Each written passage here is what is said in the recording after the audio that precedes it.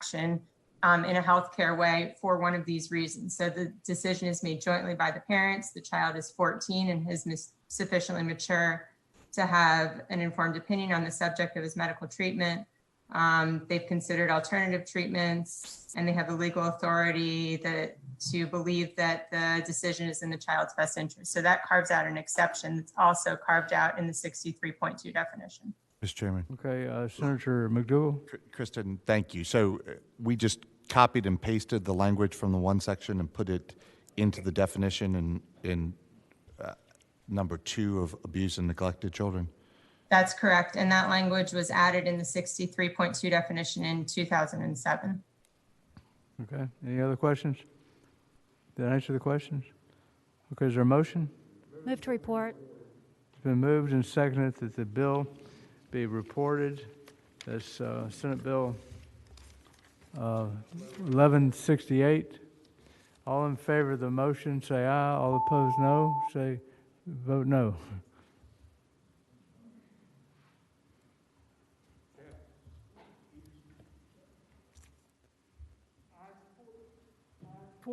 No, 0. 14-0. The bill is reported. Senator Deeds, Senate Bill 1184. Senate Bill 1184. Eventually, would like to ask this bill go by for the day, but I want to explain a little bit about why I'm asking that first. In 1998, I carried House Bill 511 that created the standby guardianship, and honestly, it's some of the most satisfying work that I've ever done in the legislature, because I know families that have used this provision to create standby guardians, and when they're deathly sick. So it's done some good. But some people came to me this past fall and wanted to change it to expand it to families, parents who are being deported or detained or incarcerated. All good reasons. The Office of the Executive Secretary raised some questions about the permanency of that over the weekend, and I'd like a couple of days to try to see if we can figure out some amendments to address their questions. Okay, without objection, Senate Bill 1184 will go by for the day. Senator Stewart, you have Senate Bill 1241, personal injury claims, disclosure of insurance policy limits. Yes, thank you, Mr. Chairman. Members of the committee, under the law today, if you have an automobile accident and the other person is a drunk driver, you can only find out the limits of the policy if that person on the other side is actually convicted of DUI.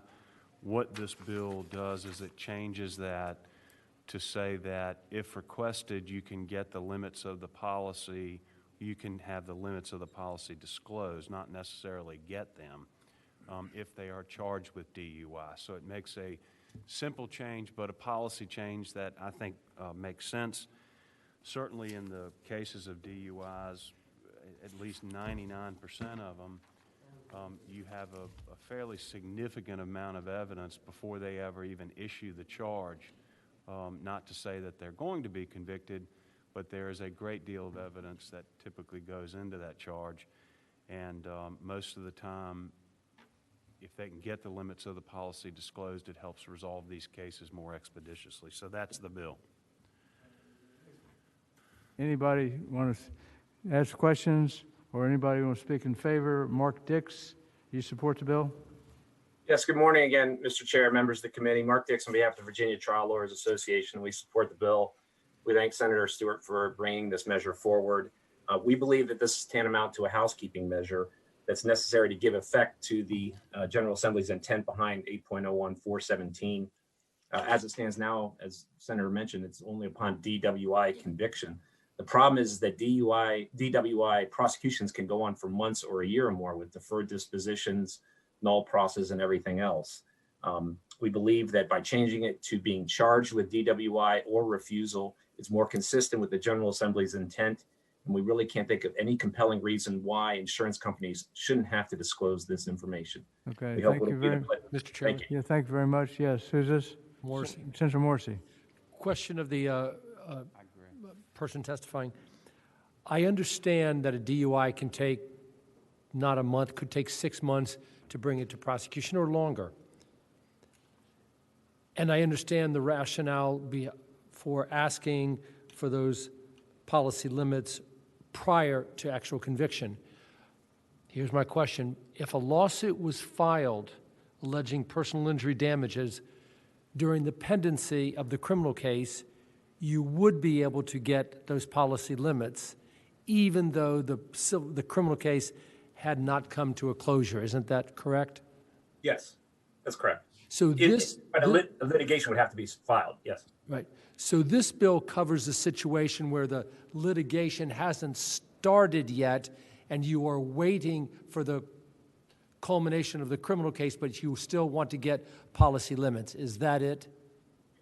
Mr. Chairman, Senator Morrissey, that is correct. All right. And the problem becomes is that until that DWI case has gone further down the track, you're not really sure what kind of case you have. And it's important to know what the insurance policy limits are, All right. other than waiting for the criminal case.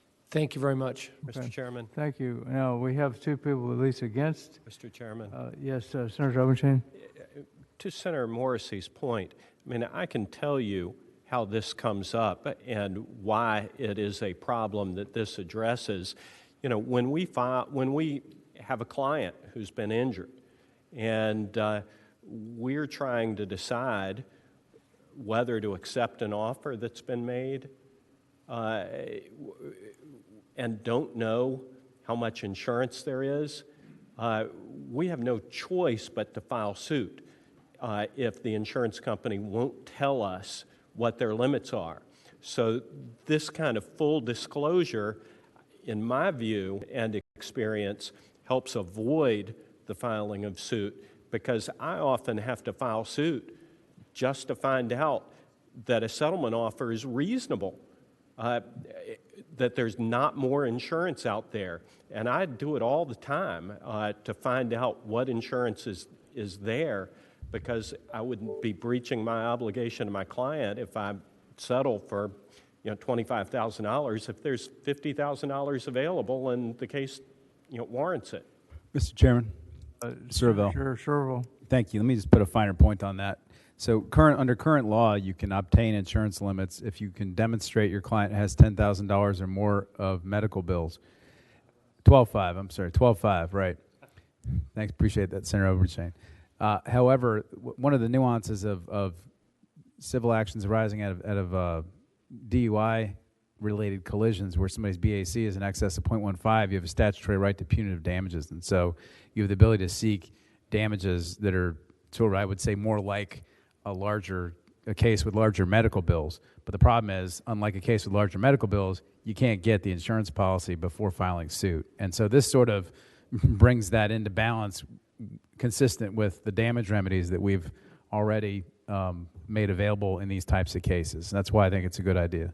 Okay, I think we have some people that have a different view. Is that right? Andrea Kirkner? Hi, Mr. Chairman. Andrew Kirkner with the National Association of Mutual Insurance Companies.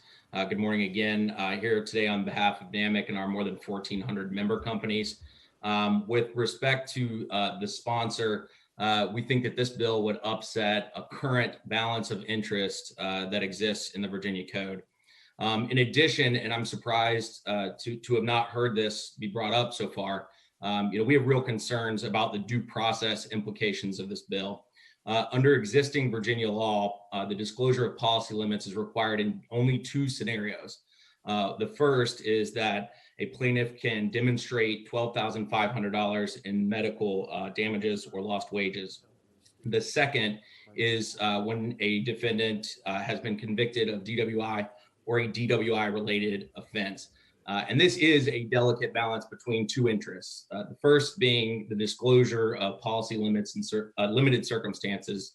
I believe many of the practitioners on the committee have already testified that serves, while we would dispute it, while that allegedly serves judicial economy. But that is balanced against an individual's right to not have their insurance policy limits disclosed. In other words, there's some benefit to not having your insurance policy disclosed, in addition to the fact that it does not speak in any way to the liability of the underlying case.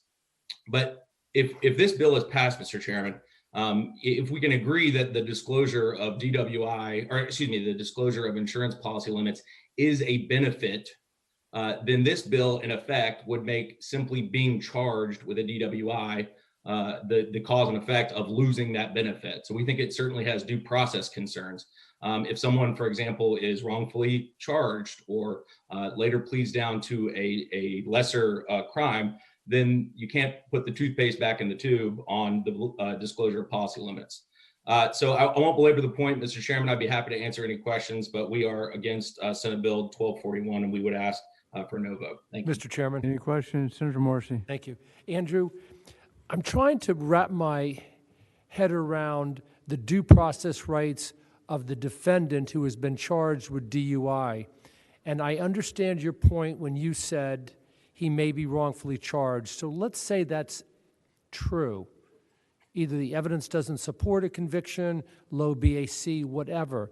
Can you just explain to me why it would be a violation of his due process rights to tell a potential plaintiff's attorney, these are the policy limits, prior to the actual adjudication of that pending DUI case?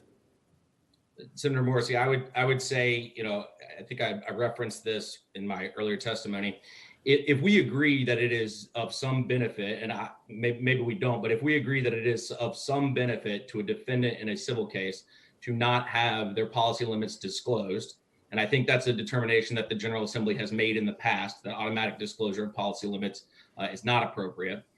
Certainly, I think it would be a benefit to a defendant to not have the policy limits disclosed. If we agree to that, then what this bill is saying is that the mere charging of a DWI offense removes that benefit. So in other words, you don't get the due process of an adjudication on the claim of a conviction, in which case the General Assembly has determined, has decided in the past to punish those individuals by permitting or requiring this automatic disclosure. So that would be my due process concern. Brief Any follow-up, more Mr. questions? Chairman. Senator Morrissey, very quickly. All right. I'll withdraw it. Oh, did he say to go forward? Andrew, the DUI, Andrew, are you still there? I am, Senator. Okay. The DUI case is going to follow its way through to fruition irrespective of whether they're disclosed or not. The person will be convicted or not. But what do you say to Senator Obenshain's point that during the pendency of the criminal case, the plaintiff's attorney receives an offer to settle, and if he doesn't know the policy limits, he may be doing a disservice to his client by encouraging that his client to accept an offer without knowing the policy limits? Well, Senator, I would say two things. First, I would say that the policy limits of an insurance policy have absolutely no bearing on the liability in a case. Insurers agree to insure their policyholders where there is a determination of liability. So it has nothing to do with the substantive underlying facts of the case. But I think more importantly, and something that has not been discussed here today, Senator, is the fact that if $12,500 in damages is shown by the plaintiff, they can still get disclosure of the policy limits. So that even in a DWI case that's being tried criminally, you would still have on the civil side the $12,500 threshold that you could meet. Okay, we have another person still wants to speak, Right. I believe. Jennifer. Thank you, Andrew. Hall. Is that right? Yes, sir. Good morning, Mr. Chairman, members of the committee. In the interest of time, I'll be very brief. Jennifer Wally with Troutman Pepper on behalf of APCIA, the American Property Casualty Insurance Association. APCIA represents more than 1,200 insurers and reinsurers who write 60% of the property casualty market in the U.S. I would like to align myself with the comments made by Mr. Kirkner on behalf of NAMIC. APCIA respectfully requests you oppose Senate Bill 1241, which we believe presents issues of fundamental fairness and due process, as Mr. Kirkner alluded to earlier. We believe individuals wrongly accused or later acquitted could be unfairly punished. Thank you, sir. We appreciate it. Okay, thank you. Is there a motion on the bill? Move to report.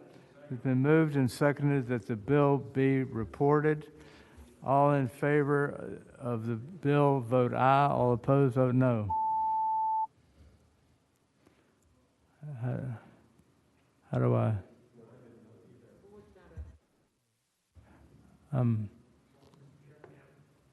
Something's Mr. Chairman, wrong. can I be reflected as voting yes? It doesn't appear on my screen. I can't get it on my screen either. Oh, John. Thank you. How do I vote? Jesus. Okay. All right. Now I can vote. Okay. All right. Ayes 14, no 0. Ayes 14, no 0. The bill is reported. Now, we got two other bills, but I'm going to hold them off till Wednesday afternoon. We're meeting Wednesday afternoon about what time? Whenever we meet Wednesday afternoon. Yeah, we finished the docket, except I got two quick bills, but I'll hold them off till. Mr. Chairman, So next before week. everybody leaves, there were two bills you wanted to re-refer. I don't know if I missed those at the beginning. We were a little late getting on, but on the first page of your docket, there were two bills to be re-referred. Yeah, re-referred Senate Bill 1316, re-referred to Committee on Education and Health, and Senate Bill 1367, re-referred to the Committee on Finance and Appropriations. I think we did that, didn't we? I think we did that. Yeah, we did that. Okay, Thank you. anything else? All right, thank you all. It's been a long morning. We've gotten some important things done. I appreciate everybody's cooperation. And, the committee will rise.